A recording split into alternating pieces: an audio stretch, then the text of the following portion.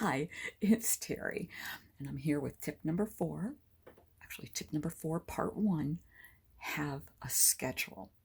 You really need to have a schedule to mimic that day to day structure of work or school. Without it, it's easy to get lost, especially since you're not receiving the normal visual cues of things like everybody getting up and leaving and going to a meeting. Um, so, I use a couple of things. First thing, I use Outlook so that I can schedule appointments and get that great little audio ding at 15 minutes before the meeting time. So I know, I've got a little time and I can get ready and put away what I'm doing.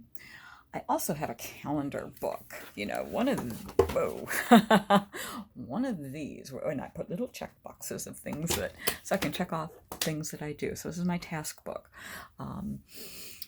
But the one thing to keep in mind is both those things are totally useless if you don't keep them up to date. So remember, we're all in this together. Stay home.